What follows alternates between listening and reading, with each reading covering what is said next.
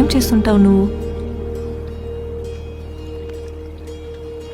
I'm a writer, రచయితను.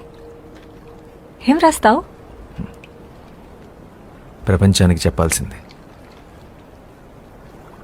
మరి ఆ ప్రపంచానికి నా గురించి చెప్పాల్సి వస్తే?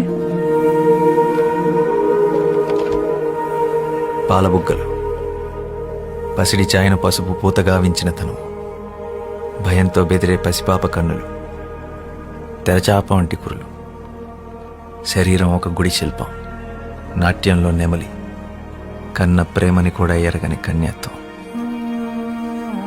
బండరాయితో బంధుత్వం, దేవుడనే దురాచారం దేహాన్ని ముళ్ళు చేసిన మనసంతా దైవత్వాన్ని నింపుకున్నా.